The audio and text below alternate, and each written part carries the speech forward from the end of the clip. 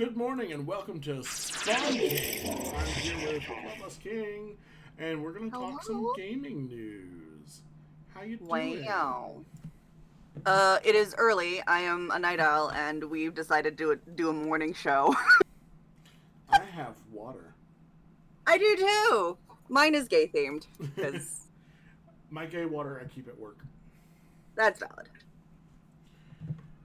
So, for context, this is our new morning timed show where we're going to try and talk about gaming news as it interests us and just things that are on the horizon.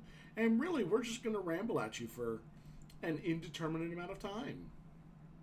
Some amount of time. Who knows how long, and who knows what.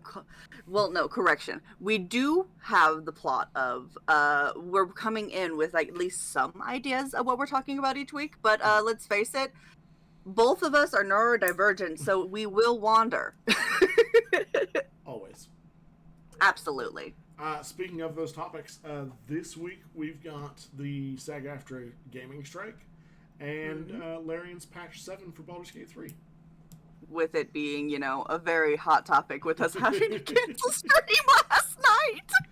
Yeah, which that definitely bodes well. Nothing bad happened at all. No, not at all. We didn't want to because we don't like you. Yeah, that's totally the reason why not internally we were screaming her. So I guess we should probably start off with the saga. Yeah. Because it is, unfortunately, the shorter portion of what we have notes for. Yeah, well, this is more just kind of a small update, but it's also like a shining light. So SAG-AFTRA has been on strike since June with the gaming community. They have been in negotiations with companies like Activision, Disney, EA, Insomnia, Llama Productions, WB, and a bunch of others. I just grabbed those because they were the big ones. Yeah. And kind of going nowhere with it. However, a collection of studios, which include Studio Wildcard, which is the one behind Ark. Little Bat Games, they're an indie studio working on their first game. Francisco Gonzalez, who makes indie-style point and clicks, have all actually signed new agreements with them. Either temporary agreements to allow them to continue working through the strike, or full long-term agreements. And for those who are unaware, the strike is currently about protection against the use of AI for the actors. Because, it's terrifying how studios think they can just AI an actor in. I actually just recently, like yesterday, learned that Keanu Reeves has in his contracts that no work he does can be digitally altered after the fact. Because in the 90s... He saw that shit coming. Yeah. Well, in the 90s, a studio made him cry when he wasn't crying. And he's like, this takes away my agency as an actor. This changes my performance. This puts stuff in that I didn't put in. I don't want any part of that. Yeah, especially seeing as literally adding crying to a scene as an actor, as someone who has done things in the voice actor realm. It's not that hard to redo a take. Yes, a good deal of the things take, like live action and stuff, they do take resetting the scene. But you're gonna be resetting the scene for, in case there's a blooper or something like that anyway.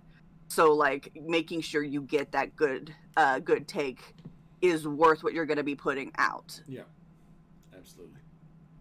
And you've signed a contract with the actors anyway before we got to this point.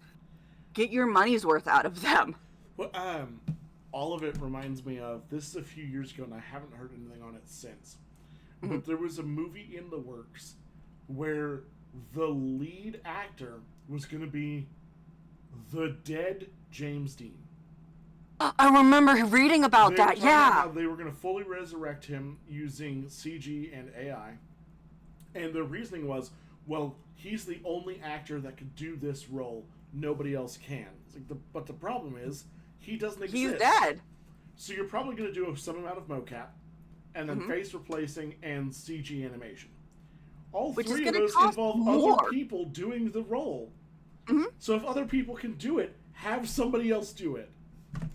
Like, I get it. You want specifically that face because that's your vision. But also, you were born too late and you got the money for this project too late. So sorry, adjust.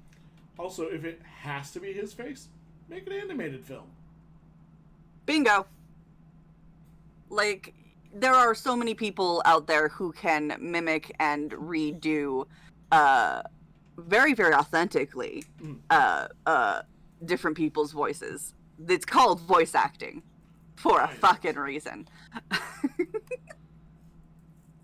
But no, that's another thing that I'm terrified of with all of the AI stuff is the fact that people on TikTok have been going through and like making quote unquote clones of like these character voices for these animated characters. Like, I cannot tell you how many Alistair ones from Has Been Hotel every time I have ran see into one of those videos where it's like this character singing this song. I'm like, fucking no. Nope. I can't stand that people are doing that, with one exception. I found one that I did genuinely love. Gross. Yeah, no. It's an icky. Sorry, I was and not even to chat. We got another one of those spam peoples. Gosh dang it, ickies. Right. Y'all. There was one that I did see that I did really appreciate. Somebody had made a George Carlin AI who wrote a 5-minute stand-up about the dangers of using AI in the art space. Oh, okay. And it was really poignant and really good because the whole point of it was, look how much of an asshole and a piece of shit I, the AI George Carlin, am. I can replace anyone. This is a problem. Yeah. Yeah. No, that's... There's so much. Oh, babe. He's going to yell for any Yeah, it does. That's part of what made it so good. Tony is saying that it fits in George's classic work. Yeah. Sorry, I had to mute for a second so Are Toby people could... already entering AI stuff into art competitions? Yes. What the fuck? Yeah. Yeah. No, it's bad. I do know there are artists that are like lying about the use of AI works. That's actually how one of the times Watsy got in trouble for using AI art was because the artist they hired lied to them about it. Yeah. Mm-hmm. Which is not to give them an out. They messed up in other situations. They messed up and did not fact check, but also. Like, what's even worse is, like, going into, like, the art space of AI. I have so many fucking nitpicks with that. Just so many. With me finally going, like, into the commission space and stuff like that, after drawing for my entire fucking life.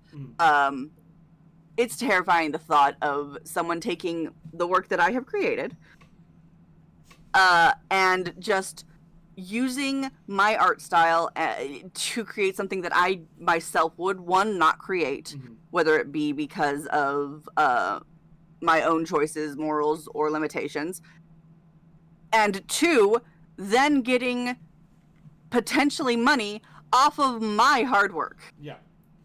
So I had a really interesting conversation months back with an author friend of ours who is not on our channel or anything like that, but it is someone that we have in common. Okay. Who wanted to write using AI to help them. And the input that I gave was, I think that there should be AI writing tools in that capacity as long as you can train them off your own work exclusively. Like if you bought a sealed AI that had no training, and then you fed it your works, because then it could help you write in your style with only your input. That would be honestly amazing. Yeah. but it does kind of come into the gray space of at what point does it evolve beyond you? That's fair, but you're still the one that has to hit the button and then publish it. So True, even true, if true, true. It's basically like using a tool at like a higher construction job or something like that. It's essentially the autocomplete on your text messages, but instead of doing a word at a time, it's doing a chapter at a time. Wow. I think that is an interesting and potentially fairly alright use of these sorts of generative AI that have to train on something. Mm-hmm.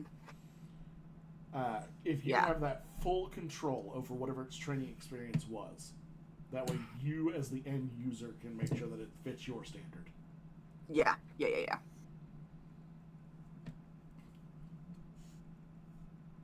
Oh my lord, y'all. Just a chapter full of fuck! No, Blade's not here. It's fine.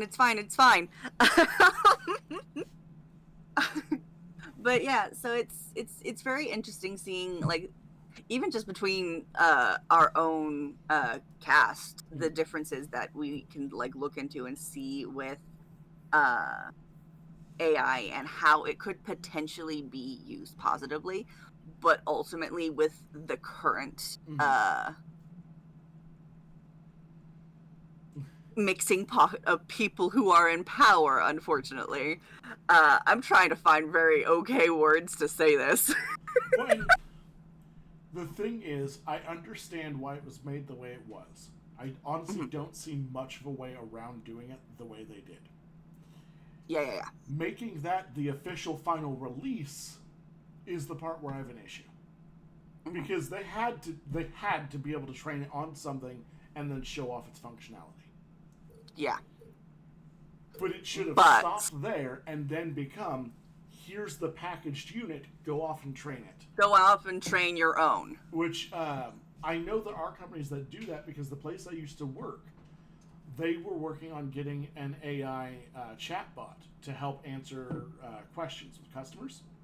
Okay, yeah. And they had to do an entire internal training process where they had all of the agents keeping track of every question they got, every answer they gave, where to find the information, and they were actively internally training the chatbot. Okay. Or pay a group of artists to be involved, because then you have the artist's explicit consent to be used in that way. Because I know there are absolutely some that would be okay with it. Oh, absolutely, and there's also very specifically, I know with just myself, I have at least 3 different versions of my art style. I'm fine if someone goes around and like uses my chibi art style, because that's just like me fucking around. But when it comes to like my more serious stuff and stuff like that, I'd rather people be hands off. And with it being like we train this AI, we would have a lot more control over what parts of our art style gets input. You know? That being said, going back to like the saga and all that stuff, I cannot for the life of me find or think of a idea that replacing a whole ass person with AI could even remotely be an okay. Well, no, correction, because there is ones that have like they've given their consent and permission. Peter Cushing in Star Wars, that was one where he and his family had agreed to that. Okay. I want to say Carrie Fisher as well. But I would actually be surprised if she had. She was always very vocal about maintaining her rights as a person and actor. I was about to say, yeah. Because Carrie was one of the people who were just like, no.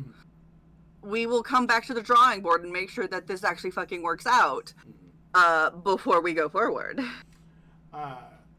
It's one of those things, if there is informed consent, there's not really a lot that you can argue against it. Even outside of AI, though, this is a problem that does go back decades in Hollywood. Back to the Future Part 2. They replaced Crispin Glover with a different actor and put a Crispin Glover mask on him. Yeah. and then he sued and made that an illegal practice in Hollywood. Yeah. So they've always been trying to find replacements cheaper for the faces that they think are what we want. Yeah. When are they going to learn that the faces don't fucking matter as long as you give a great performance for like 90% of the people who are obsessed with their content? You know? Yeah. Like, I don't, while, yes, there are certain actors and such like that in the space that I get obsessed with because they give such good content. If you give me another one that gives me an equally good performance, I will become obsessed with them as well. So, like, really the only limitations that a face, quote unquote, has is how much attention they are willing to give it. Well, even outside of the world of AI, they still pull that stuff in other ways, like the recent Mario movie. Where they had beloved voice actors that they could have, who've been doing the same things for years. They could have used them. They could have hired other unrelated voice actors to like do a new spin on the roles. Instead, they went, yeah, but what if big name do bad? Big name. I have such a fucking pet peeve with that stupid fucking movie. I hate it. There is a member of R4R who will remain unnamed while we're live, who loves that movie and kept insisting I watch it. I don't care. I get it. I do. But I hate it. Just from, once again, someone who has worked in the voice actor space, if you're going to grab big name artists, make them do a fucking voice. Yeah. I hate the Donkey Kong actor. I can't remember his actual fucking name. We're talking about whatever the his Mario name is. Movie. DK, wasn't it? I can't remember his name. I don't care about him. I don't like him. No, Chris Pratt was Mario. Chris Pratt was Mario. Seth Rogen. There we go. Yes. Yep. Can't stand him. Because purely, he went into this going, I'm not doing a voice. Honey, you are voice acting. Do the voice. The fuck do you mean? You're not doing a voice. Like, I get it. Your voice is very iconic with your face and for your acting style. But this is a kid's movie. They don't care. They see DK. Give him the voice. Em actually brought up a really interesting point of if you're going to use an actor's likeness, even fully AI and they're not involved, pay them. Oh, 100%. Give them the credit. So there's actually, there is a way I've thought of after I said couldn't think of a way to use AI voice stuff. So you know how they make, and this is purely going into the anime nerd side of things, specifically the Vocaloid nerd side of the internet. You know how the voice banks for Vocaloids you have to purchase and license and to be able to use them. That. Yeah. But that payment should be put back to the person's whose voice it is in the bank. So there are, you have to train the voice models. So if you just made it to where an actor can choose to make a voice model of themselves and then hire that out. Yeah, absolutely. But again, it would still be paying the person behind it. Instead of just, oh, we could just not. Boy, what? I can't get behind that. I don't like Chris Pratt. He plays himself in everything, and himself sucks.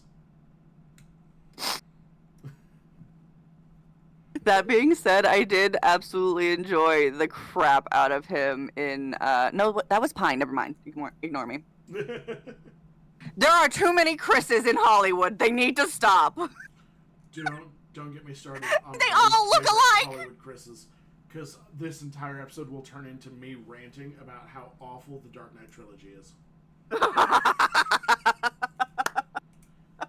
And how I hate Nolan in particular, not even for The Dark Knight, but that's definitely on the list. Oh gosh. If I have hit a ever encounter hyperfixation. that man in person, it is on site. I did get my Chris's crossed, Tony. I did it. Yeah.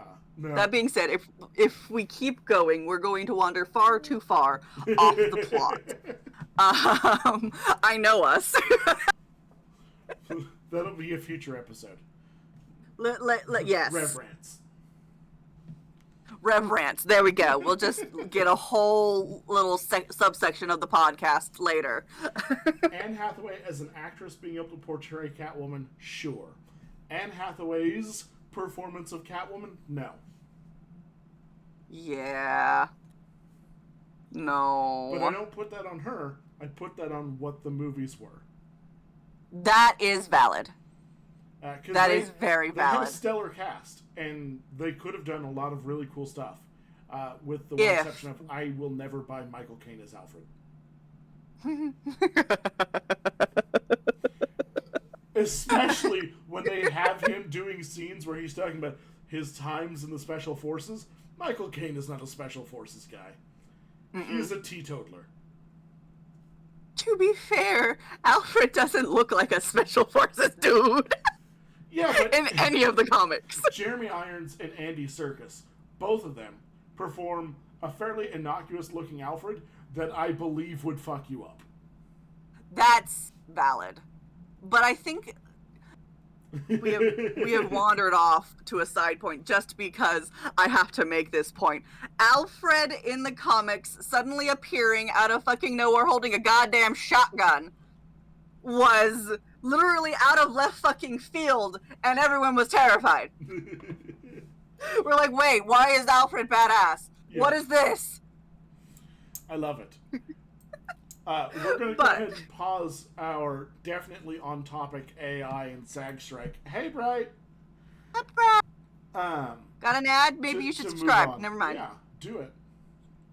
Michael Keaton, I've only heard good things about Michael Keaton, and he's got an amazing Batman-related sense of humor. Stop distracting us. We're moving on. Moving on. We're moving on. We have other topics. We gotta do this. Baldur's Gate 3. Larian Studios. Patch 7.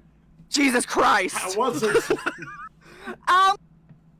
So, you know, and I know, that, shit went sideways. Yeah. For those who don't know, we have Thirsty Gay Thursdays every Thursday night where we romance our way currently through the Sword Coast.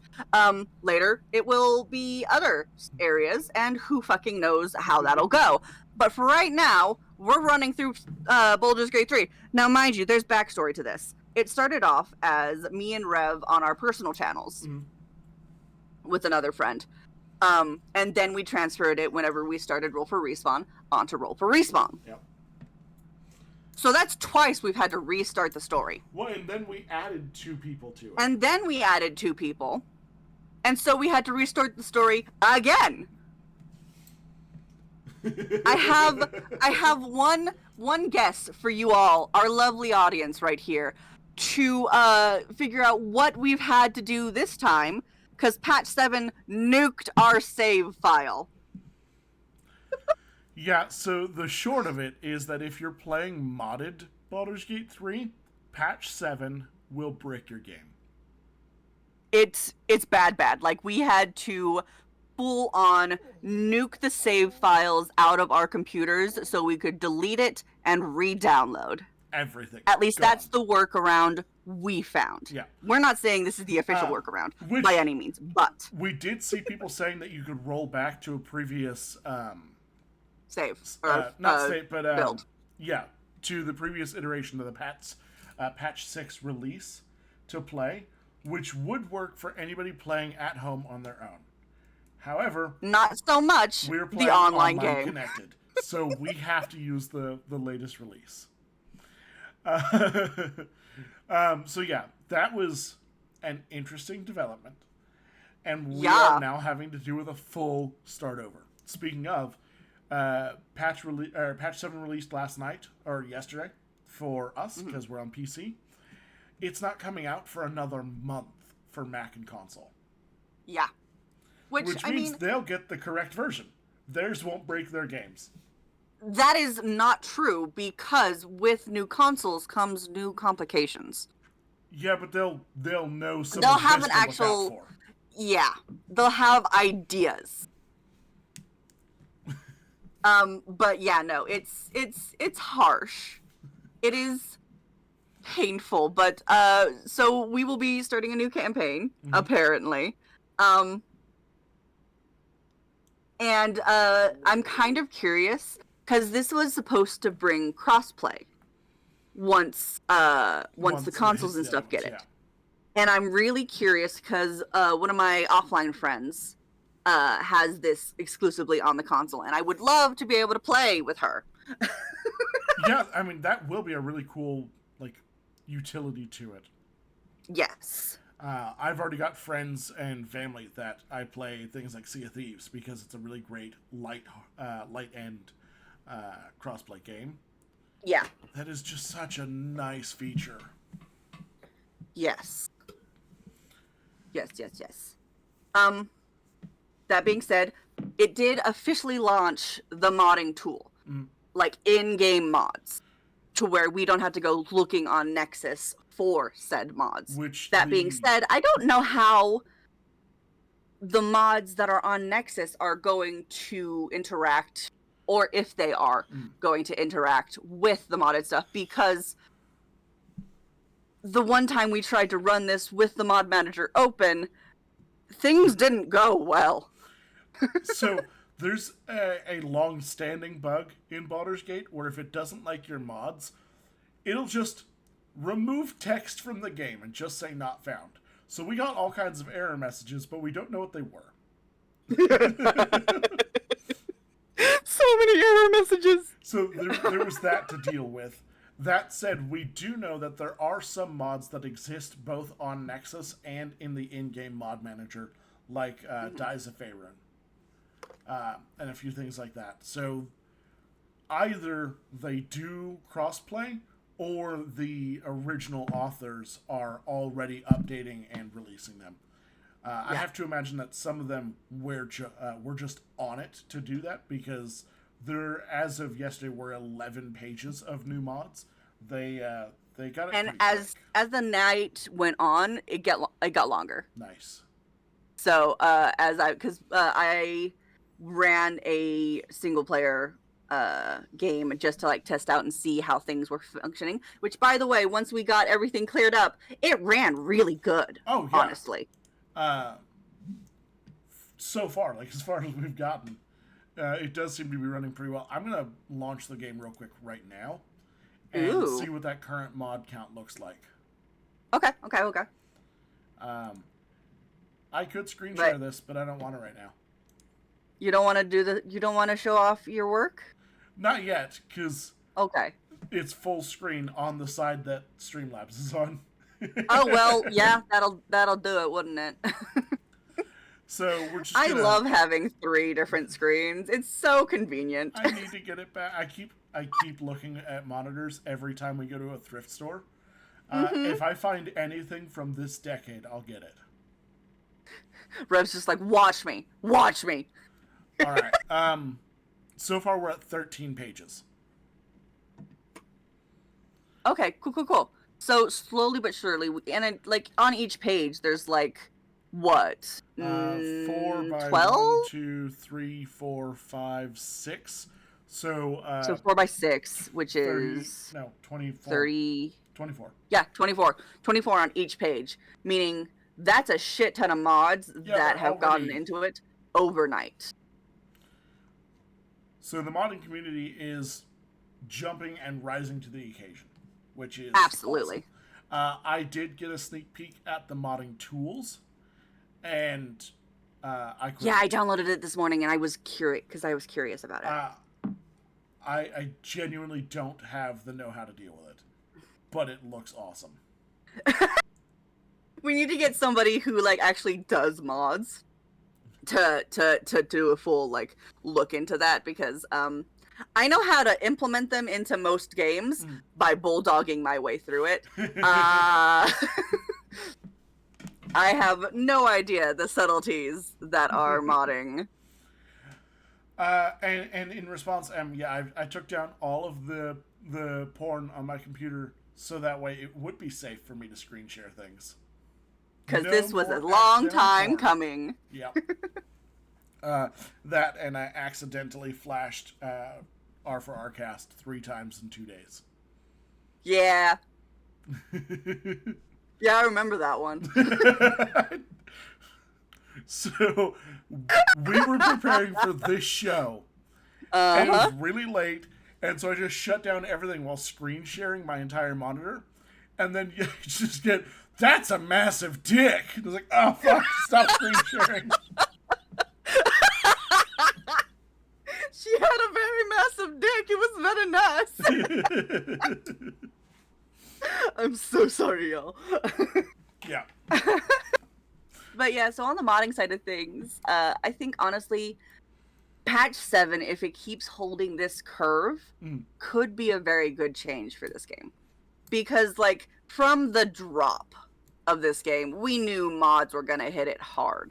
And very much to be shown in the, like, 1,000,002 different versions of this campaign, or these campaigns I run personally on my computer for just me to run through. I've had different mod sets for each and every one. Oh yeah. To change up all of the fun stuff. It was oh no. Sharing with M.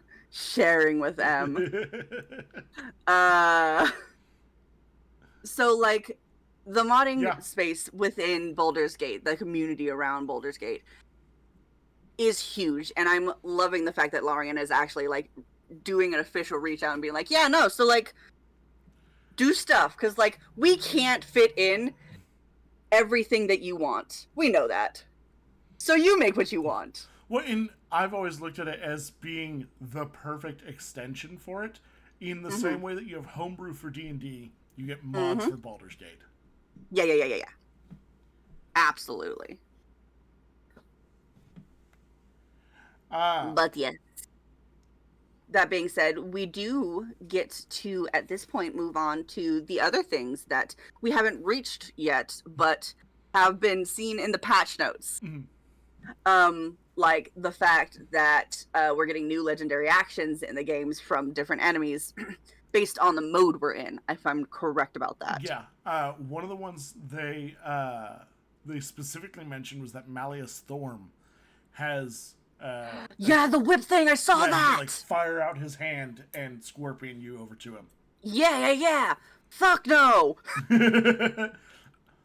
A lot of my fights on my solo playthroughs end up, like, in your face anyway, so that's not going to affect me. It does for me, because, like, I very strategically try and keep my casters and stuff like that the fuck back. Because I make little glass cannons who can pack a punch, but the moment you get a hold of them, I'm having to spend so many healing pots. I just make tank parties. That's because you're a menace. They have added new evil ending content. Yes, which is why I'm running Dark Urge. Yep.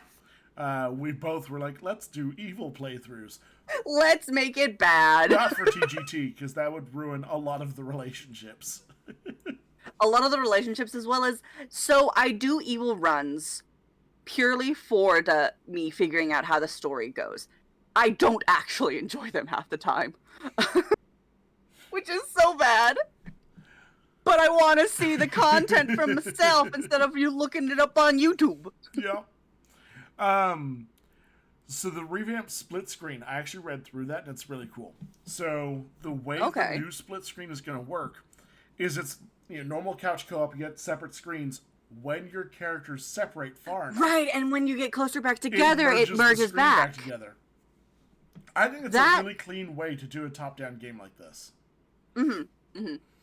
Yeah, especially seeing as I've never played split screen, but like the idea of I'm literally right next to you, and on the other half of my screen there is another collection of me and you standing together would be so distracting. Well, and so we played a lot of like Diablo 3, which is top down, Yes. and it does shared screen multiplayer, Mhm. which is really cool.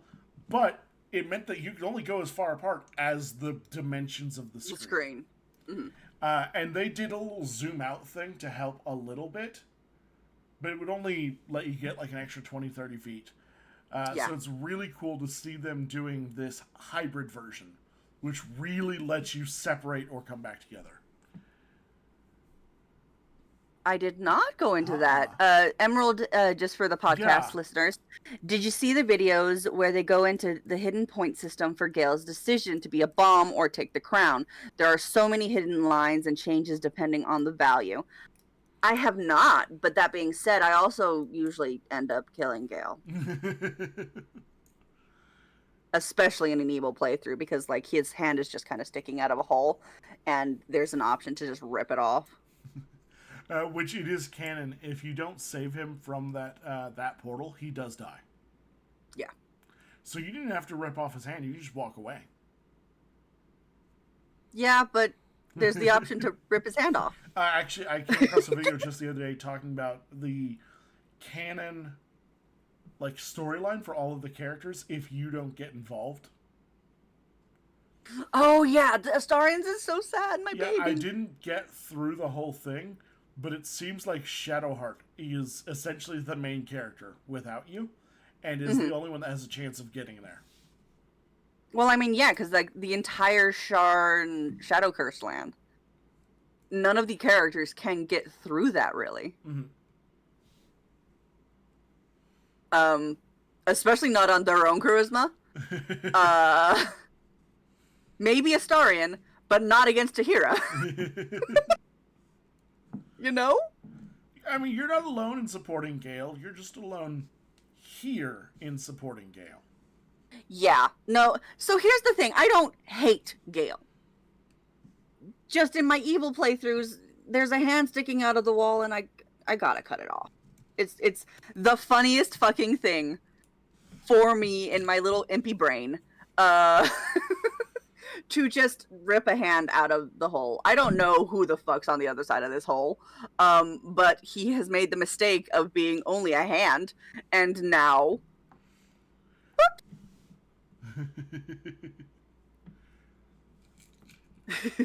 Fireball for the win. Evil fireballing everyone. You can do that as another character. All it takes is getting the spell Fireball. I don't have to care about my companions as an evil person. They can die and I can res them. Oops. Merging back to the notes, there was one that I read and I wasn't sure what it meant. But I think I know, like I have a theory, and I like it. Which is that they've updated the reactions UI, so you only have to toggle the reactions if you want to use them and then confirm. Yes, I saw that. This will affect things like bonus action offhand attacking. I thought it was specifically just for the reactions. So like if you have a reaction you can spend, instead of having to go through and be like, okay, I have these 3 different things I could potentially do right here. That makes more sense. And for each of them I have to press do not do, do not do, do not do. Versus, okay, if I want to do this one, I click this and all the other options go away. Or if I want to do this one, I click this and all the other option goes away. You know? Yeah, no, that does make sense. I love sense. how I'm playing with a fake AI screen here. Well, if people are visually watching, they can see it. And if not, then we don't care about them. Oh, no! We're trying to make this a podcast, Rev. You can't immediately go hating on half of the audience. There are visual podcasts. Reverend! If we want to, use Spotify. I don't know. We've still got to have discussions on that side of things. Preparation! We didn't procrastinate shit. No, not at all. I have a shitload going on this week. I'm sorry. You do. I was supposed to man most of this. Meh, it's fine. But yeah, so I think that's more of what they were going for with like the reaction thing, to be able to like go, okay, this one, this one, this one, instead of, okay, Yeah. I don't want to do anything and I have to click 3 different fucking buttons. That makes Just give so me an much more overall sense. no. We have the ability to do a whiteboard in the future. Later. Yeah. In the not now. But you know, it's fine. It's just a little bit difficult doing whiteboard content when we're in 2 very separate sections of the United States. So, you know. That being said, oh,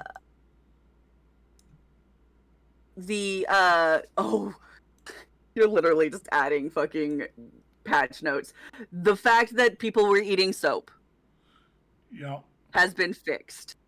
And I'm kind of sad about it. 'Cause like just the idea of, oh no, I need to get this blood off of me. Let me consume soap. And bubble. It's fine. It's fine. Just bubble. That is the funniest thing in my brain, because I've never done it. I've never used the soap in the game because I don't know how.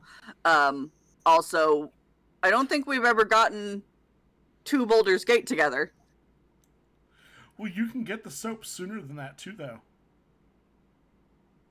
Can you? Yeah. Where? You just buy it or find it in certain places. Oh, I don't know. We kept trying to have to rearrange the bodies that Darkness kept picking up. That's fair. They were not a necromancer. They just had a bag full of bodies in Karlach's inventory, because Karlach could carry them somewhat. And then got confused when they were over encumbered and had disadvantage on things. That was funny. That was fucking great.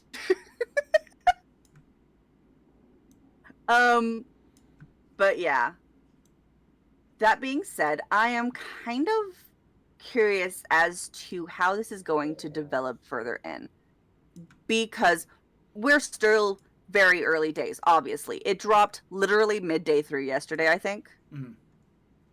Mm-hmm. Meaning we haven't had a whole bunch of time with it yet.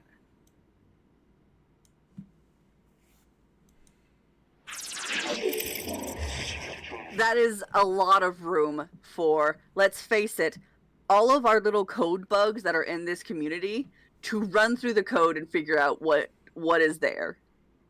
Yeah, that's part of why we're putting off TGT until later next week, because hopefully by then a lot of the little nitpicky things will rectify themselves. We'll get a more full mod list, and we can better recreate what we had before. That's it. There are already new versions of certain mods that were kind of really important, such as the no party limit mod, that seem to be better and have improvements. That over the being existing said, so I found out last night, if you have more than the 4 people in your party, it will not let you go to sleep with that one. That's so weird, we have that's to one of the kick bugs them it out of. Specifically said that it fixed. No. So it's not that it fixed it. It just turned off the ability to go to sleep. Oh, that's. We cannot long rest. That's a choice. That's a choice. I guess it just forces us each to have dialogue with our romanceable person every session or every. Hey, you should stay here for the night. I'll pick you up in the morning. Also, for those that are visual, and as a very delayed response to M's comment about how we should have a whiteboard, there's the whiteboard. It's below me. Look at that! Yeah. That's why we do plan on having things down there eventually. We just don't really have anything right now. Yeah. So we could technically like get a website that we can both log into to doodle things on. Yeah, I mean there are Later notes for later. See, we're actively learning with you guys. It's fine. That being said, a lot of people gearing ourselves more towards the community response to this. From what I've seen, it's been a lot of people going, I was modding this before, now I can't use my mods. How do? We found a workaround, and that was literally a nuke. I don't know what they've done. So,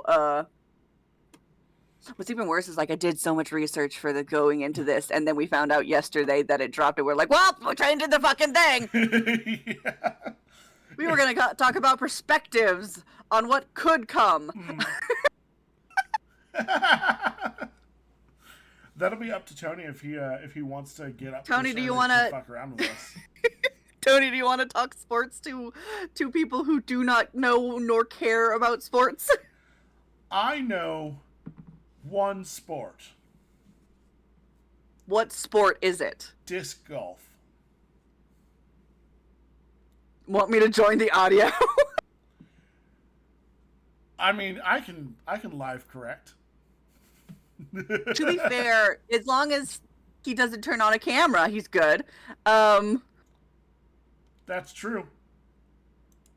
As long Not as you even best disc sport. Jesus Christ. Oh no. You're totally welcome to join now that I've turned off that. Oh gosh. Hello.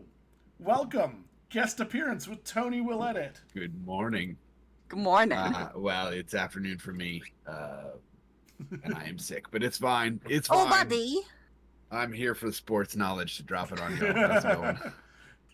Tell us about the sports in Baldur's Gate 3. Ooh, the sports in Baldur's Gate 3. So, I don't know if you know this, but actually in the Nautiloid, there's a disc golf course. Oh, dang. Shit. And we crashed it into the Sword Coast. Yeah. Well, We fucked it all up. you really set the sport back a few years for sure. Oh, no. The tadpoles may not have done anything specific to that. I don't know what you're talking about. Now I want a disc golf mod in Baldur's Gate. No. Let's be honest, Rev. Modding community, get on it.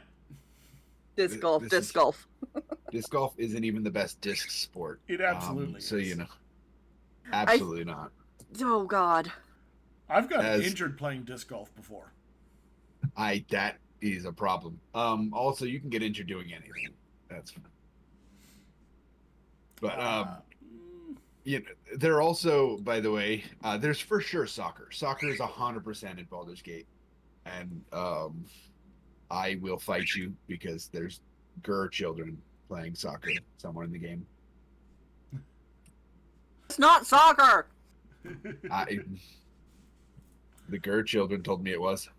I mean, if you're kicking a ball towards a goal, that's kind of soccer. Okay. It is, in fact, the definition of football. Sweet. The menaces. Also, I just noticed how recursive stream is because I'm showing the stream, which is showing the stream. Yeah. Nice. Sounds about right. Watch us. Yeah, you get into more brutalistic sports, I think, when you get into like the. I mean, there is like the chicken catching one at the Goblin Camp. The chicken race. I'm not sure basketball would actually be a thing in this world because basketball is a pretty contrived sport. I mean, there is like just throwing a ball through some kind of hoop that's raised. Right, but and I mean, basketball like, we as it can exists in the world today, wasn't that only invented in like the 50s or 60s in Canada? It was definitely. I don't think it was invented in Canada. I'm pretty sure it was invented in Kansas. Okay. Show yourself, Kansas boy. Well, I thought I learned that growing up. Well, of course, Kansas would teach you that. Oh, It wow. was demonstrated in the 1904 and 1924 Summer Olympics, so it definitely wasn't 1950s. The birthplace of basketball is Springfield College, James Naismith in 1891. I was really close. But Springfield College is in Massachusetts, so you were also wrong. Okay. Well, I don't know why we have a basketball Hall of Fame then. Because you're Kansas. That's the reason I was always told it was there, but whatever. Listen. One thing I've learned about small communities, and yes, I will consider the entirety of Kansas a small town community. Fuck you, Kansas.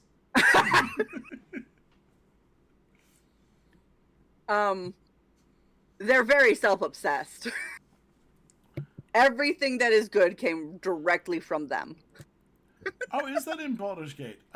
So Em is What's in Baldur's referencing the old Mesoamerican basketball-like game where you have Yeah. like, hip check a ball into a hoop in the air. Yeah. Emerald, no. Fantasy football, despite its name, cannot be used as a gateway drug to Dungeons and Dragons, I don't know, I feel like or it could. tabletop. But you, as someone who's done both, they're so very different. It is for sure a gateway to sports betting. As someone who has poorly done both, I think you can. Well. No. Oh my lordy. And by poorly done both, I mean the most I've done for fantasy football is I once won an office party's like football pool by predicting more than half of the winning teams for a season. Yeah, the survivor pools. Yeah. Those honestly, you get about a coin flip on each of them, and if you're the lucky one, you make it through a bunch. You've done it. I had a really specific method, which was to analyze the weather patterns of the home team stadium. Mm-hmm. I mean, that does not hold all the time, though. It gave me a pretty solid lead. I won that pool. Noise. Look. Hey guys, want to see something interesting? Yes. Hey Tony, let's talk about baseball. Let's talk about baseball. Uh-huh. Oh, I know what you want. Baseball is actually a younger sport than basketball by far. Isn't it the sport that Michael Jordan did? One of them, yes. Though that doesn't really rule you out because Michael Jordan probably also played like football in high school and a bunch of other things. Actually, no, he played basketball and baseball in high school. Look, at some point, I would bet you Michael Jordan has played a snap of football and therefore has played football. Because I know what kind of shenaniganery you got going on, and I don't know what you're talking Michael about. Jordan I didn't at all famously pick hates the sport football. that you have routinely told me is not a sport. it's not that it's not a sport. It's my most hated sport, right? Like, and for the reason that a lot of people hate golf, because most people seem to hate golf because they don't feel like it's a sport because it's a lot of nothing, and then somebody swings, a cylindrical sort of shaped object at a ball, right? Oh, why? Wait, that's both sports. So I've heard except one of them. similar arguments, like similar complaints for both, that they're really boring to watch. My rebuttal to that is they're both boring to watch. Golf is at least fun to play.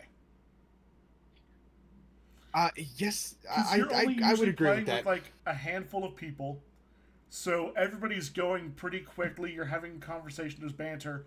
Whereas with baseball, there's like 20 people on a field.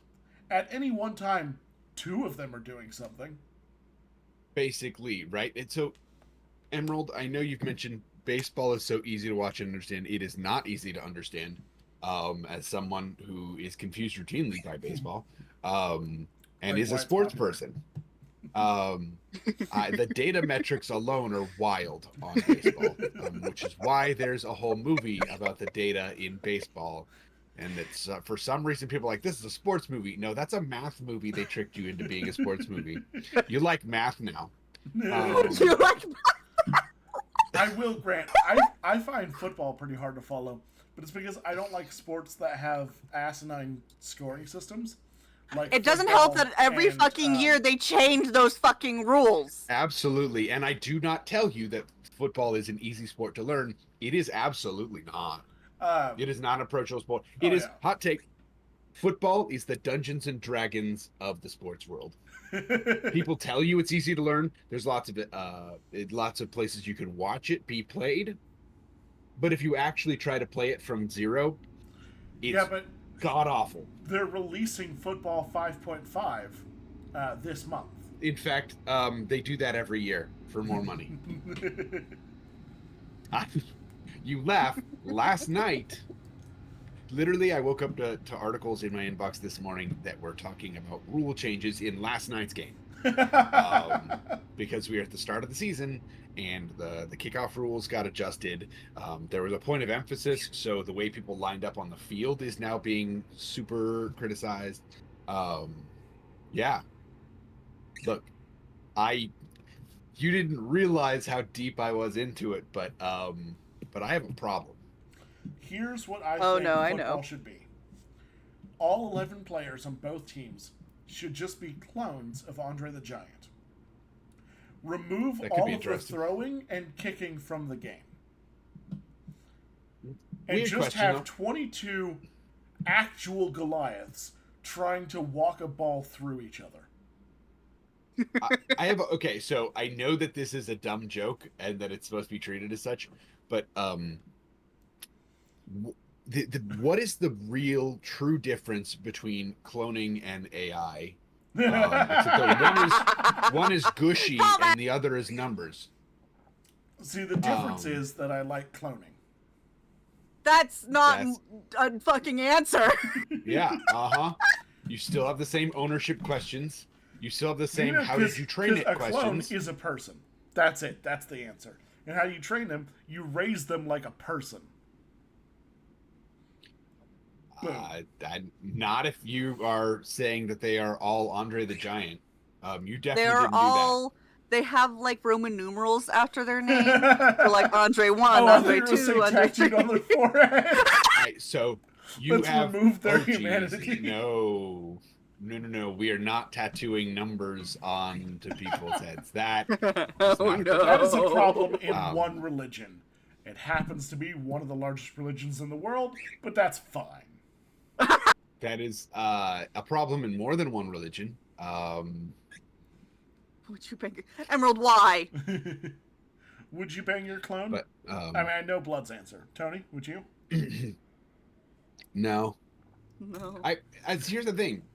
As the token straight person in this group, you have to be gay to bang your clone. It is, in fact, gay to bang your clone. Is it, though? Or is it just masturbation with more steps? No. It's you still... define them as a separate person. No. Get fucked, Rev. But not by your clone. I do agree with you. I've heard the argument I just made used by people in earnest. And to that, I have an earnest response. Identical twins exist. Mm-hmm. It's still icky. Yep. Anyway. So to take it back a little bit, there is, back I to would football. say, actually, I was going to take it back even further. There's a game that I have been trying to get y'all to play called Disc Space. That is an ultimate Frisbee game that is free to play on Steam. And I would like to lay down the gauntlet here at some point that we as a crew need to play this together because I'm always in y'all nerdy spheres not knowing what I'm doing. Join mine. Oh God. Are we being challenged right now to play sports game? I have a Absolutely. thing. Hold on, let me. Oh? Yeah. A thing? Tell me more. I'm bringing up a screen share for this game. How interesting. Do you have this game already? No, I don't. because I've talked about it to the group many times, and everyone You goes, have. "Ew, sports." It's less so ew sports and more of I have no idea what I'm doing here. There's literally 3 controls.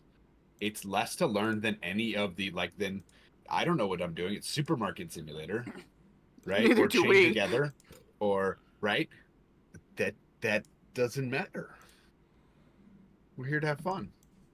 We're here to have fun. If we can expand our horizons with some things, we can expand our horizons with others, and that is why I think liking sports is part of a balanced personality. You must like other things too. Don't worry, I'm not talking about sports fanatics here, but and that's coming from one. I was about to say there are literally people who make their sports team their entire personality. I have no idea what you're talking about. No, not at all. Disk space. Yes. I thought we were gonna do the cut for that, but okay. Yeah, I did do a cut. It was. Yep. I saw it. I'm glad the stinger came back. Yeah, this is this is what it looks like on Steam. Absolutely. It's a very simple game, actually. Honestly, I love the animation style. Oh, it's super cute. And there's some dumb world stuff you can do that's really fun. I'm sorry, Okay. I thought that Ultimate Frisbee was football, but with frisbees. This looks like rugby, but with frisbees. What is the difference between football and rugby? So I don't football, know. you can pass forward as the quarterback. In rugby, you can only pass backwards. Okay. No. Or laterally. That distinction doesn't matter at all here. Forward and backward passes do not matter here. Okay. What matters is that you cannot run while you have the frisbee. Oh, okay. So you can see so the basically player it's... locks in. Yeah. Like, Yeah, I see that now. I do know, traveling with basketball, if you stop bouncing said ball, you gotta stand still. Yes. The other thing is you have 10 seconds to throw the disc. So you, as long as someone is guarding you. So you only have a certain amount of time to get the frisbee to somebody else. Oh god. And you heard time, and I felt the anxiety come off of that. It's not that big of a deal. But yeah, so and you can intercept the passes, all that sort of stuff, right? The way you score is by catching the frisbee in the end zone. Surprise. Surprise! It's touchdown. So because this can do up to 5v5, is your version of us playing this game a group of 5 of us playing online teams? Because that could be fun. What I would start actually is I would start a version a version with like a 3-on-2, and I'm on the 2-player side, because let's be honest, I'm the one with experience in this game, in this sport. So is there a version of this that has us facing robots? Because I don't play with your friends or against play with your friends or against computer AI is what it says. Okay, so there is computers that we can fight against. The wording on it is play with friends or against AI. You can do both. Okay. You can do both, and I have in fact done both. Okay. So but the reason I say that is the AI is sometimes very dumb. In this game, it's a free game. Oh, so it'll be on our level. Sometimes it just does stuff like try to run through you for some reason, or That's things fine. like that, and We'll cuddle. and yeah. Cuddle puddle. So, but it is really fun, and then there are things you can do in the world, like there's a trampoline you can jump on. There's like a target practice you can do. There's like this little thing you're floating in space. There are other things that there used to be like Twitch streams and stuff on it. You can actually yeet yourself off the edge of it, and then you just get respawned on it. But Welp. There's I don't wish to live anymore. Oh no, it brought me back. Honestly, this does seem really cute, and now that we've talked about it on stream, we have to play it at some point. Right. Agreed. That's how it works. And This it, like I is said, this it's is really Tony's easy. way of getting us to play new games. Is just bullying us online. Yeah, absolutely. When there's an audience and recordings. Yep. The Emerald doesn't count as an audience. Speaking of They're Emerald, just kind I of would like always to know here. what your favorite sport is, Tony, and why. Yeah, I felt like that was a foolish question given how long I've talked about Ultimate Frisbee here. As I'm I'm ranting bullying about Emerald the and favorite now sport. he's mad at me. No, I will say football is amazing, but I designate sports versus to watch or to play, right? Watching sports, obviously I do like Ultimate Frisbee to watch, but it's so much more fun to play. I don't enjoy watching most sports. They're just. But I like watching soccer, hockey, football. Football is a lot of nostalgia for me. But soccer and hockey, yeah, really amazing. I can watch hockey, and that's about the only one I know anything about, and mostly it's because I'm waiting for somebody to end up with blood coming off of them. My parents that's were a both good super reason into to be into hockey. NASCAR, and it was the exact same thing. They both loved watching you wait for the because of crashes. the crashes. That said, my Absolutely. dad was a professional racer, and he had that opinion of watching racing. Yep. Long story short, my family is the same way. Like my mom also did some racing, supposedly. Never I could see it. Oh, Emerald, you don't have to clarify ice hockey. Nobody prefers field hockey. Yeah. Unless you go to an Ivy League school and you're lying to yourself.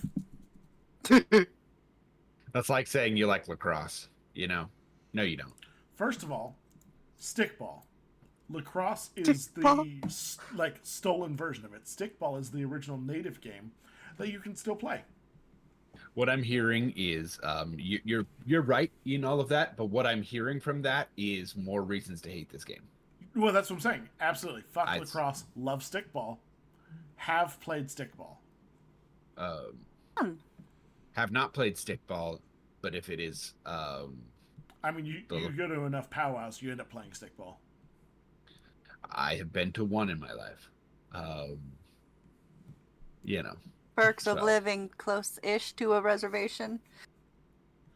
Perks to your family being super into their heritage. There's also that.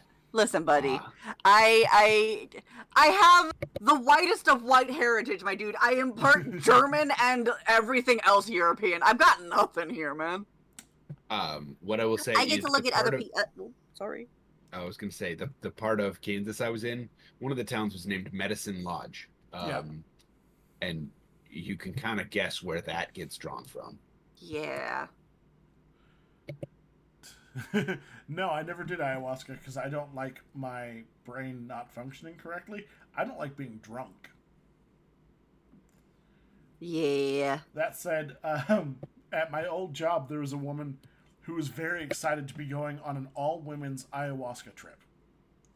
And she's talking about how life-changing and amazing it was going to be. She's like if you imagine, like, Instagram hippie woman, that was her. But what was great was the head of our IT heard that conversation, and he's like, oh yeah, I've done ayahuasca once, but ketamine was way cooler. And he just goes off on this rant of all the drugs he's done to our CEO. Hey, y'all. Wow. I gotta go. I need to get some medicine and probably do a COVID test. So I'm gonna go do that. Well, I got sick and I was trying to figure out where I got sick from. It turns out the person I was sitting next to on Tuesday night has COVID. So that's a perfect timeline. And yeah, I got a test now. Good luck, buddy. I'll be back. Yeah, no, I won't be back. But good luck to y'all. And if I do have COVID, we will see how the Wonderarium goes. Tomorrow. Yeah, because like DMing with brain already going, I can make it work. Don't. But Chat, I'm gonna need you really quickly if you have the availability to go bully Tony and tell him to take care of himself like he constantly tells us to do all the fucking time. I 100% will be taking care of myself, and I will be, for the record, you jumped all over that shit. But the last time I had COVID, all I really was tired at one point, and I'm not feeling exhausted at this moment. It changes every time you get it, buddy. I understand that, It which sucks. is why I said I will be figuring it out and seeing what's going on there. Evan says you have to go get medicine and bed rest. Yeah, I know. So, but just, for those of you watching this that may try to tune into the Wonderarium, if I have He may COVID, be a I little won't be memes. doing the Wonderarium. Yeah. Ye. So, well, if We'll I have figure out how that COVID goes. and I'm feeling awful, I won't be doing the Wonderarium. Don't worry, guys. And I will. I have a backup Yeah. for if that happens with the Wonderarium. Oh. No, you don't. Anyway, see you. I love the immediate no, you don't. Bye-bye, y'all. Bye, buddy. Bye! Oof. That's gotta suck. But yeah, back to Baldur's Gate 3, now that our sports detour is done. Oh my.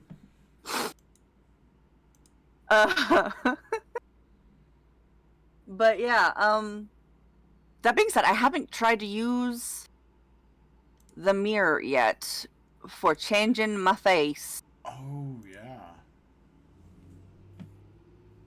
since the new mod, because I don't know how that's going to work. Because I remember when we first got the mirror, it didn't work with mods at all. And then we're now technically adding in a whole other line of how to add the mods in. Excuse me, my voice, what the crap? So I'm wondering if that's going to throw a fit like it did last time, you know? Yeah. And just all of the previous iterations of the way things have broken with mods. Are we going to have to deal with that again, seeing as this is a new avenue of putting mods into the game? Or will it be kind of sort of more contained since it's going through an official route? Because I know with back when Skyrim did the whole mod edition thing, because they also realized, oh, we can just like keep people playing this thing by letting them mod it themselves? Sure, let's sell this game again. I'm a little bit salty about Skyrim not, Elder Scrolls not having another fucking version yet. It's a little bit. Anyway. Because I know when you went through and modded out Skyrim games through the official modding thing, there were so many bugs when it first dropped. Well, and to be fair, I only experienced modding Skyrim in that way through the Xbox 360. And some of that was just, it wasn't a very powerful system to handle mods. And to be fair, my favorite mod was a speedster one that gave you flash powers. Of course it You could run from Solitude to Riften with no loading screens in 2 minutes. You menace. And here's what was really cool about it. You had 3 sets of flash powers. You could have flash, reverse flash, or zoom from the CW. And it would change your lightning color. But they also stacked. Oh no. And if you put more than one on at a time, you could go even faster. But you ran the risk of outpacing how quickly the game could render the game. And just running out of the game and crashing your Xbox. Mm-hmm. So essentially, while you're running, you had to watch as the terrain around you spawned. And if it wasn't spawning in quickly enough, you had to stop and catch your breath. Oh no. I remember breaking out of the map on that game a lot. Yeah. Well, there were some, money-related hacks or glitches. Yeah, you could break out of... Mm-hmm. You broke out of the wall in Whiterun. Yeah. And went underneath the map to grab all of the chests. And then there was the Khajiit trader chests, which I could only ever get the one in Dawnstar? Dawnstar. Yeah, the one outside of the yeah. All the other ones, I knew where they were, but I could never actually find them in game. That's valid. Because there was one outside of Whiterun and one outside of Solitude, and they were both really hard to find. You had to be like pixel perfect. Yeah. No, unfortunately, a lot of the hacks or cheats or whatever were very, very finicky on that game, especially as we kept adding things to it. Oh yeah. In other words, Bethesda, give us another one. And Let us have a new playground. By another one, I don't mean another goddamn Skyrim. Oh, for real though. Give me another continent. Let me go somewhere else that does not have other people from the real world in it, because Elder Scrolls Online, I hate the people. Good news. We're re-releasing Skyrim. Please no! This time, it's going to be the special extended Game of the Year 2014 new edition. No, please. Please no. Can we talk about the fact that, like, every gaming, like, big gaming software company that I adored when I was younger, well, quote-unquote younger, when I was first getting into, like, gaming and stuff like that really hard, have not produced a new fucking game? It's gotta suck to be a fan of the wrong studios. Listen, Because man, Borderlands 2K, they just announced Borderlands 4. Very nice, very nice. I just want a new Dragon Age. And we've been getting teased about that shit since Inquisition dropped. And then they're like, okay, we're gonna go be quiet for a while, bye. And then they, like, got bought by somebody. And then went radio fucking silent for forever. And now we're getting a, hey, so, like, we actually have a playtestable thing. You can't touch it right now, but we're playing things. We're doing stuff. Stolas is still an asshole. He's still blaming you for all of his problems because he is I fucking hate Stolas. Come here, egg! I'll fucking crack your ass. Anyway, that being said, I'm very, very thankful for the Silver Fox Varric they have given us. If you play the Dragon Age games. If not, this is going way over everyone's head. I love Varric, and they won't let me romance him. He's been in every fucking game for the... No, correction. He wasn't in one. But to be fair, everyone who was in the first Dragon Age game kind of pittered off in some way or another, except for fucking oh my god, I am forgetting this bitch's name. She's the mage. She's the mage. She's the one that betrayed you in the first one.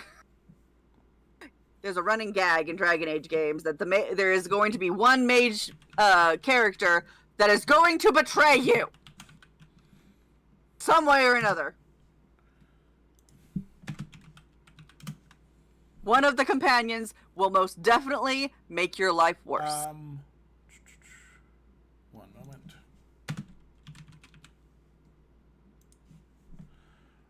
Would it be...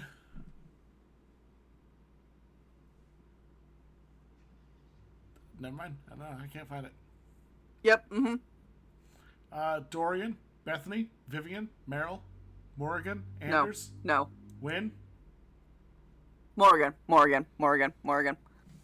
That's it. That one. I hate her. I love her, but I hate her. I know you found... I'm listening to that list, and I was like, that's from Dragon Age Inquisition. That's from 2. That's from... Dorian is your gay best friend in Dragon Age Inquisition, basically. Though you could technically romance him if you are a guy. I adored the shit out of Dorian, and him with the Iron Bull was fucking adorable. Go ahead and actually... Have you seen the Iron Bull, Rev? I don't think I Oh, wait. Google for me the Iron Bull Dragon Age Inquisition. First, I wanted to show this is Morrigan for anybody who doesn't know. Okay. I would absolutely fall for that trap. She's a very nice trap. Though to be fair, she is also romanceable. So like there is a point where it's like not actually, you've lost. She just kind of fucks you, has a kid, and runs off. Yeah, this guy I've seen. Specifically, the clip I keep seeing is of like this guy interacting with a trans character. Uh-huh. And it's super cool. Yeah, creme de la creme, Cremisius Acclasses in the Chargers. Yeah, I fucking love Creme. He's so adorable. I am hoping that I get Creme in the new game, because just like let me have him. You teased him in front of me. Was like, here, look at your delicious little boy. Look at him, and he's over in the corner. What do you mean? He's over in the fucking corner. Can I have him? No. But he's yummy. Look at him. He's such a sweet little delicious boy. I fucking love Creme. But no, Iron Bull was one of those things that waylaid me from the side, because I went into this game going, I'm gonna romance the traditionally handsome one, Colin. And somehow or another, I ended up underneath the bull. You're looking up Cullen, aren't you? Yep.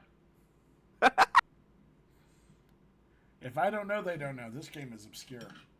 It's not! Oh! It's really not! Give me an emoji in chat if you have ever played any Dragon's Age games. Listen, man, our chat, don't betray me here, guys, please. No one's giving emojis. No one wants to talk. I'm just gonna sit in a corner.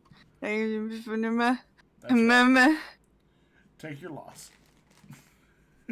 You're the worst. This is the worst. I don't want to do this no more. No.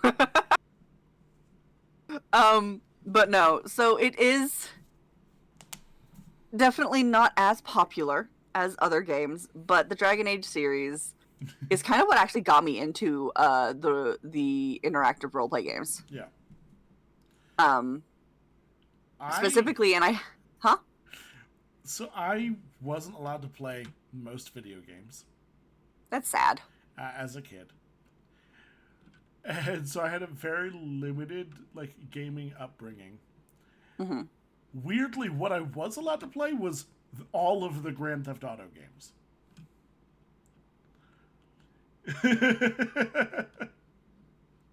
The one that actively said that, yeah, no, this is a game about gangsters. Yeah. We make gangster game. Rockstar literally was just like, yeah, no, it's fine. Yeah. Yeah. So I was allowed to play that. And so that's what got me into RP games. Ow. Actually, funnily enough, me getting into Dragon Age started with Inquisition, which is the third game in the series. Because I found a clip of the character Cole. Cole. All right. He is an adorable little bean and must be protected. And he's just a sad little boy, and the fucking backstory on that is fucking terrifying. And I was like, oh, I want more of this. Let me have more of this. And I was actually originally planning on romancing him, and then I got into the game and I was like, I can't romance him. That's sad. Honestly, this Cole cosplay is pretty cool from what I'm seeing. Isn't it so cool? I love the hat. His stupid ass. What's even better is, throughout the entire game, he's just like, I like my hat. It's just, everyone keeps giving him shit for this hat, and I fucking love that hat. Anyway, But yeah, so I found a picture of Cole and like a scene that he's in, and he's just an adorable little bean, and need to be protected. I love him. Went into the game trying to romance him. Was like, fine, I'll get the other blonde. Went for Cullen, and then the Iron Bull hit me like a fucking battering ram. Literally and sexually. It's fine. So the Iron Bull romance is very heavy on the BDSM tones. Which I felt needed to be explained for that really quickly. Lordy. I love this game. You honestly need to play this game. It's really good. Isn't it a third-person game? I really struggle with third-person games. It's literally the same as Baldur's Gate. Top-down, though. You can do top-down. Oh, okay.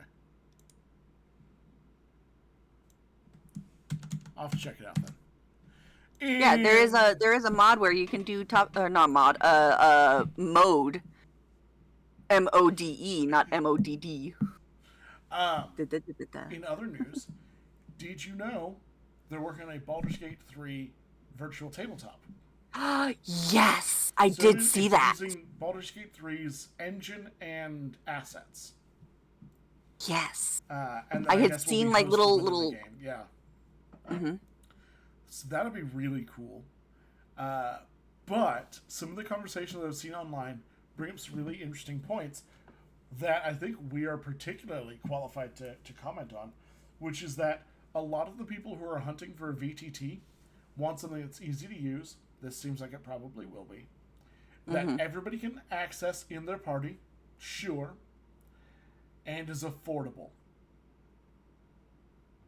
That third one is going to be... Baldur's Gate 3, that's $60 per player. Firstly, if some of your players already have it, it's nifty there. Yeah. But coming into this completely brand new, not having messed with anything Baldur's Gate up to that point, there is going to be that price point that you're just like, oh, do I want to pay $60 for a VT? Especially with like me, I hop from VTT all the time because I'm trying to find like one that fits me better. Because there's always going to be like that one little small thing that I'm just like, I hate this. Yeah. This specifically in this one, I hate it. I don't like it very much. I can deal with it, but I hate it. Especially making the map that I am for the campaign. See, now. I run that same issue with my physical tabletops because I refuse to run Theater of the Mind. And so I've tried out, I think at this point, 10 or 15 different terrain and mapping things for physical gaming. To the point that I backed a Kickstarter for a really cool one that was printable dungeon tiles that clip together. Yeah.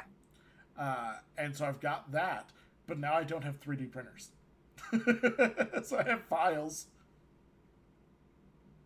Yeah, unfortunately, a lot of the VTT stuff is very much you have to do a lot of the legwork itself, and I get it. It's still very early on in the process of like these becoming the big thing because only within the last like couple of years has playing tabletops virtually been a big selling point because, we got shut down during Rona. Yeah. And so everyone had to move over to that point. And then it became like, oh, I can do this with friends across the country now. Because like before 2020, I think the earliest I played like tabletops virtually was, I think 2017, 2018, somewhere in there. So, like, even still, that's in the spectrum of my age. That's not that long ago. And at the start, and I get that it's more than 5 years. There were other options, but realistically, it was just Roll20. Which I love, but also they're very limiting on what you can do unless you pay them. Mm-hmm. Now, it does have a pretty solid system for importing your own assets.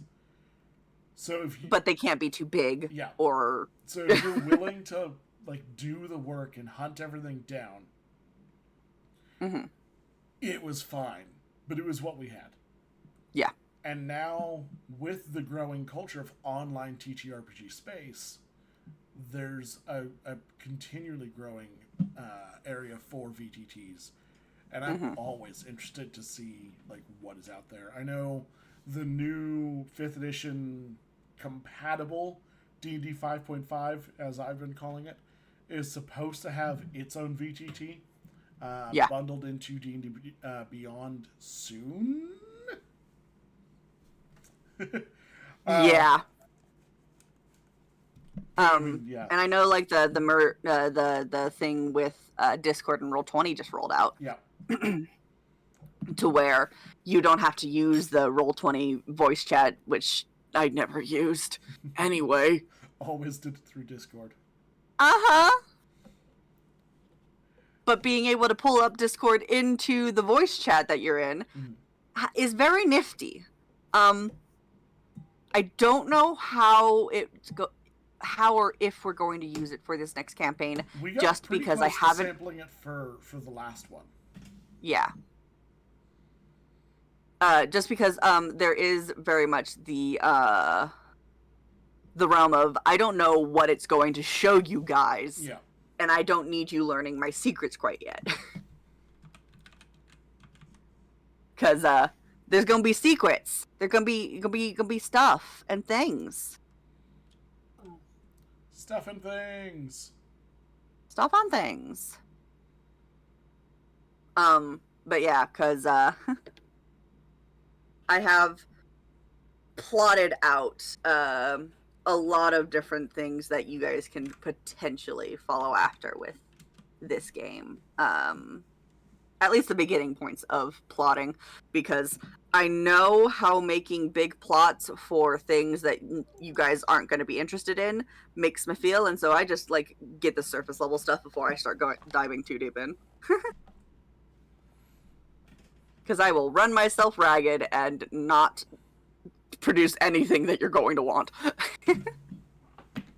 You know? I think that is something I've always struggled with, both with VTTs and physical tabletops, of like, how do you, as the GM, easily have everything right there, ready to lay out and drop as the players need, but also maintain some of the secrecy? Yeah. Which I've tried so many different methods. Right.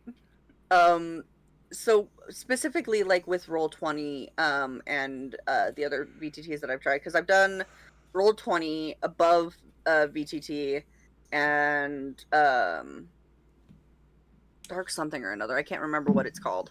It's a website. One sec. Let me look up. It's in here somewhere. Oh God, why are you over here? I keep losing my web browsers. Toby, stop. Okay.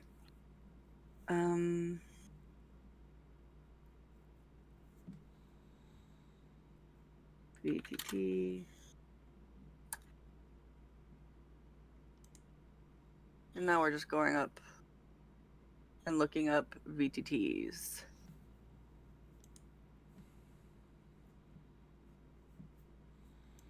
Was it Fantasy Ground? I don't think so.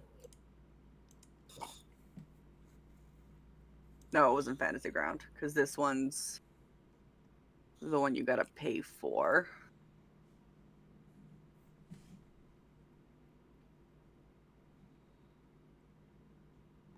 Best VTT.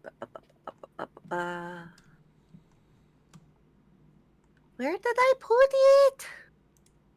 Oh well, it doesn't matter. Either way, it was this one where you could you could go through and customize your characters, and your the DM would go through and like make a side-scrolling version of a map, basically, Yeah. to where you can like wander around.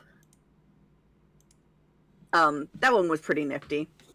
But yeah, so it's really about finding the flavor of VTT that you like. And unfortunately, there are too many out there that have, if not the same functionality, varied versions of the same glitches. You know?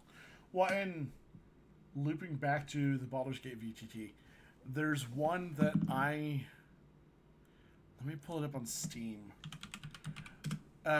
Ooh. It might be Dungeon Full Dive. Okay. I don't think that's it. Actually, you know, let me pull up my actual Steam. Ew. There we go. And store. Go to this. Oh, yeah, it is. Looking Dungeon at Full Dive. stuff.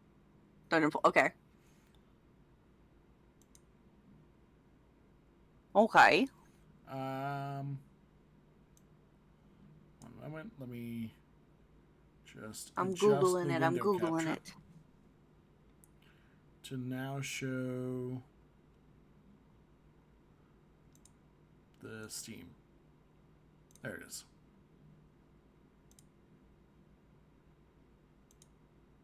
Oh my god, I am having trouble spelling the word dungeon. Okay. It says it's showing Steam, but it's not showing Steam. Love it. That's fine. I will just add a new one. What about that? What There it is. about Oh, I those? remember you showing. Was it you that showed me this a while back? I think I've talked about it. Yeah, because it's the player's edition and then the GM edition that you have to pay like $50 for. Yeah, which does have that same pricing issue that we talked about before, but the player's edition is free. So only one person at a table has to pay for it. Yeah. And there are ways to like potentially wiggle around different persons having to buy it. Or if you only have one DM at your table, then bingo bango, you're good. And through that, you could even... There we go. Come on. Why is it so big? Well, you know. I'm sorry.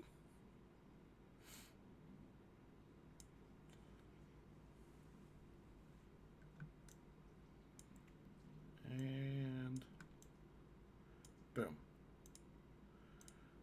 Live updates. Wow. So yeah, this is Dungeon Full Dive.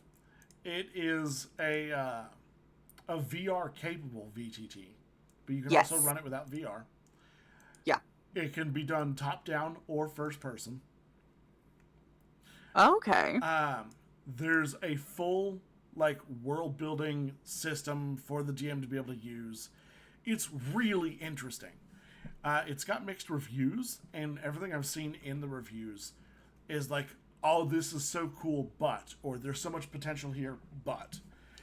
All of the reviews were of the same vent that they want it to be good. But it's just not quite living up yet. And that makes sense, because the game is still, I want to say, in early edition or beta or something like that. It does say whenever you go to like the page, it is early access. Yeah. So there are still actively changes being made to it. One of the things that I really like is the big players that you see moving the minis are the characters of the minis. Which is a bit cooler than what we had with Tabletop Simulator, where you just had someone's like Steam image sitting behind the table. Yeah. That But, one I mean, was honestly, this seems like a Korean. really cool option that I think is a better version of the Baldur's Gate one, just because at a table, if you have 4 players and a GM, you're talking 100 and no, that's 5 people times 60. That's $300 or $50. Yeah, It's so much easier 'Cause, for I mean, a like- group without access to the game already to pool that money. for sure. And I mean, granted, take all of this with like a grain of salt, because obviously this is gonna change from DM to DM. Oh yeah, absolutely. Whether or not you are one willing and able to put in the mental facilities that it takes to do any of these programs. Which, trust me, I get it. I know. I fucking hate them half the time.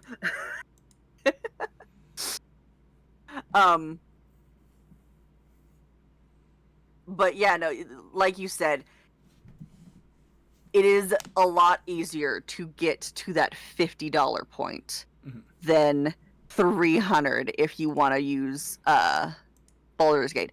And that's not even like with the guarantee of knowing it'll be good.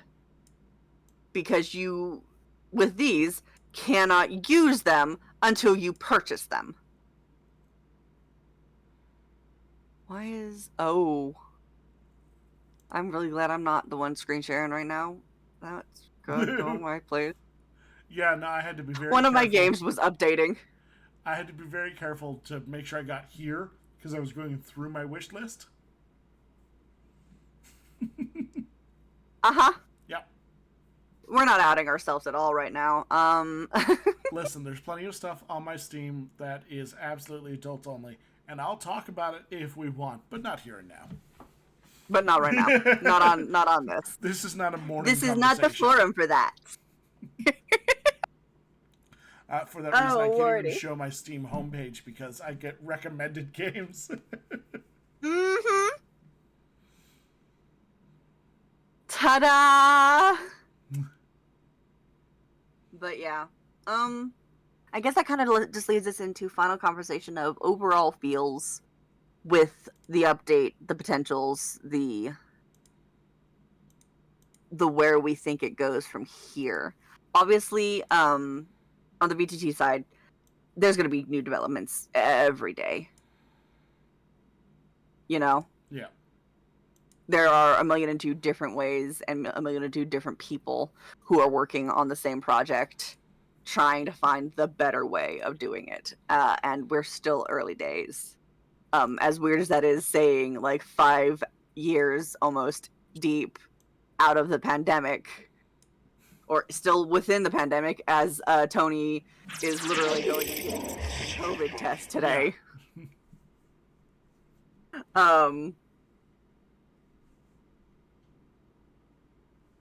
Yeah, it's always going to be evolving, the VTT side of things, especially seeing as now companies and big names have realized that there's money there.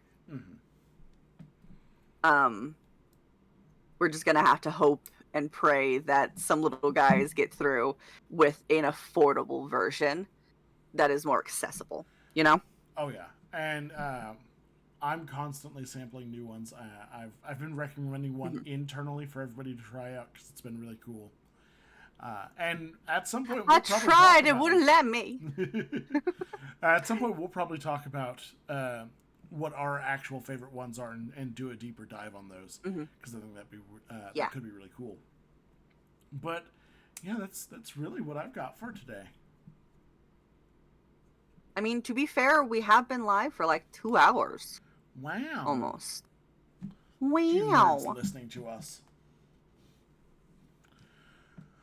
All right. Well, in that case, I'm gonna bring us over here.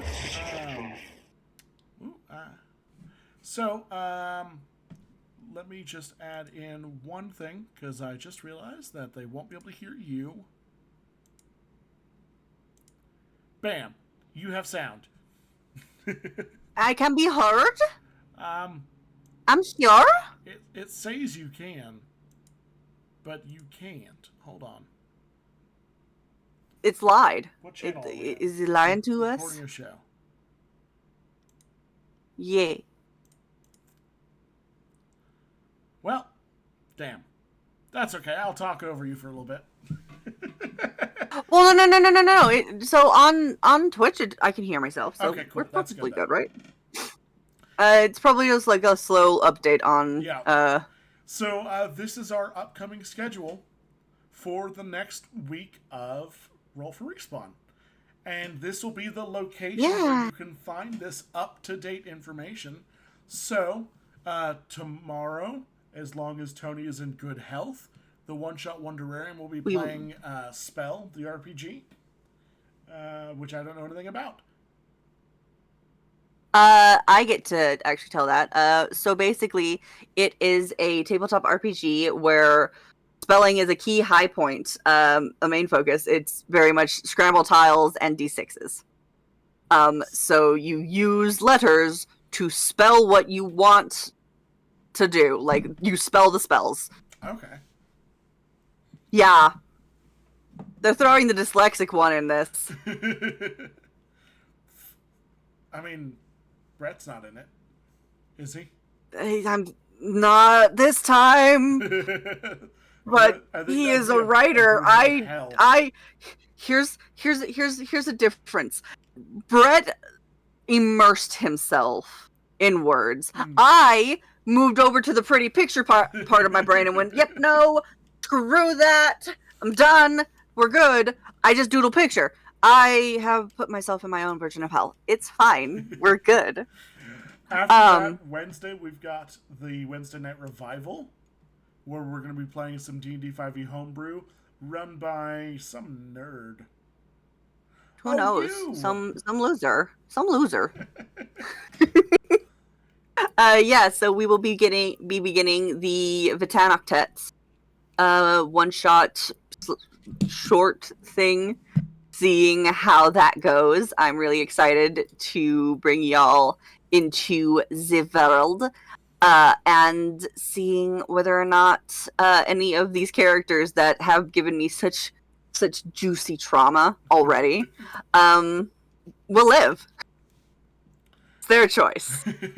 After that, we've got Thirsty Gay Beginning, Episode 1, or Thirsty Gay Thursday, Episode 1, where we're going to be playing Baldur's Gate 3, probably with new mods and a new playthrough. Probably. Ta-da! Who knows? We will, quite honestly, as we get closer to Thursday, I will try and make updates on our Twitter and TikTok or whatever we are using. I'm in charge of the Twitter because I'm the only one who knows how to use the damn site, unfortunately. Yeah, I was into Twitter when it was relevant and good, and now it's just gotten bad. Yeah, I know, but it's really good for, like, communicating what you're doing to large audience. That is totally So we will potentially, if the plan changes away from Baldur's Gate 3, you guys will be getting an update. So yeah. And then that next Friday, we're back here with Spawn Camp. Yeah, where we're going to be talking about other new things. Or maybe old things. We're going to ramble a bit, that's for sure. So much rambling. It is super fun finally getting this off of the ground, because we've been talking about a podcast kind of themed show since we first started Roll for Respawn. Yeah, it was one of the first shows pitched. Mm-hmm. So we're here, we're doing it. Wow. And as with most of our shows, this will improve in quality and style over the course of the next couple of months. But thank you for hanging out with our first episode. Thank you. This has been so much fun, guys. Obviously, this has been amazing. You guys are amazing. And see you next time we spawn. Bye! Bye!